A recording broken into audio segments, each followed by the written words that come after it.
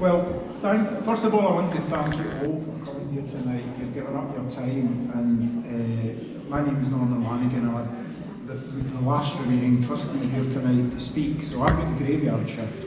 Okay, so I know we want to get you out the door quickly now. We've taken up so much of your time. But I've got to thank a few people, apart from yourselves being here, and thank you so much for giving up your time and interacting with everybody. I think there's been loads of real good discussion, and I hope you can make use of that going forward.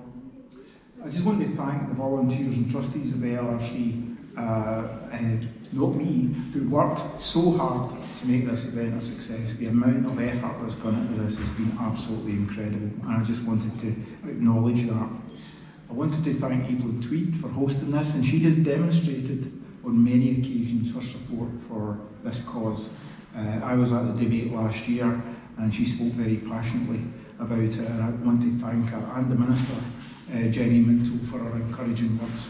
I actually even got a pledge out of the Minister as well, but I'm not going to tell you what it is until later.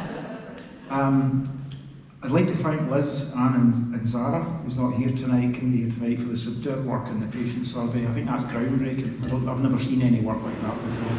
So I know how much effort has gone into that, and I know how much effort there will be to publish it now. So thank you for that.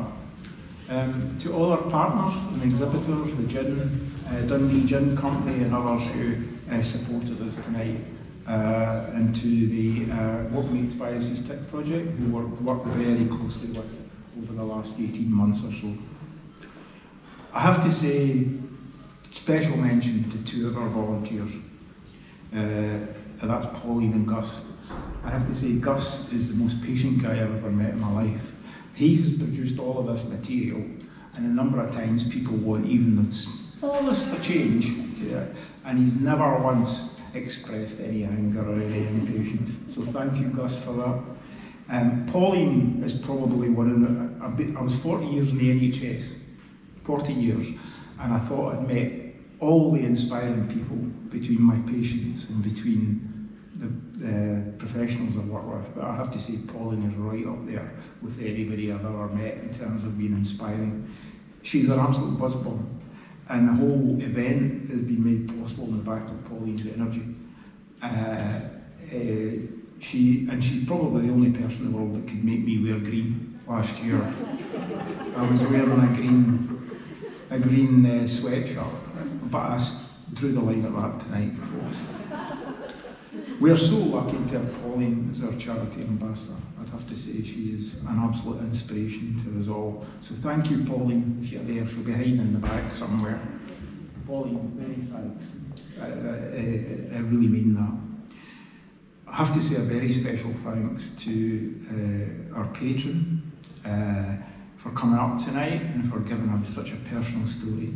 And to Morven, I would be surprised if anybody wasn't completely moved by that. Now this is the man who cries at Paddington, yeah? So I had to work very, very hard not to be very emotionally moved by that.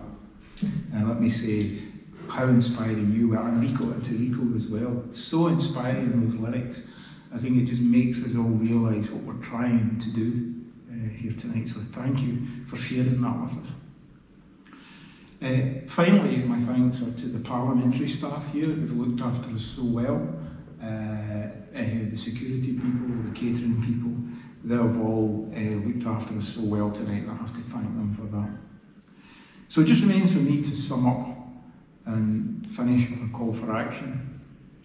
So what I hope you've learned tonight is that tick encounters are a growing problem. They're more frequent, they're becoming all year round, and they are as possible in almost all locations within Scotland. So it's no longer, 10 years ago, if you'd asked me, I'd have said, I can only get that in America. And you can only get it if you do wild hiking. That was me 10 years ago. Very different now. Scotland has one of the highest incidence of tick encounters in the UK, so we need to do something about it. High proportion of Lyme disease sufferers, if you see that, say they knew little about ticks or Lyme disease before their diagnosis. So we've a big job to do there. there is a need to do much more to make the public more aware of the risks from tick encounters, how to prevent bites, what to do if bitten, and to recognise the signs and symptoms of early Lyme disease. We know that patients report difficulty in accessing early diagnosis and evidence. Even the minister said she went to a pharmacy and they had to direct them somewhere else. So, Arlene, I won't tell you what I got out of the minister tonight, I pledge, being an ex-pharmacist.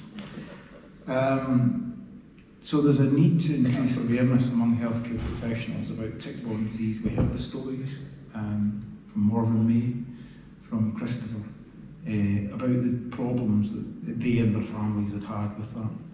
And particularly when patients present with early Lyme disease, there is no point in raising awareness among the public and getting them to recognise the early symptoms if they then get turned away when they end up consulting about it.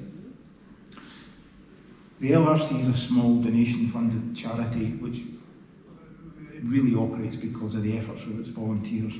We will try our very best to address the above, but we ask those of you that are here to help us, and that's why we asked you here.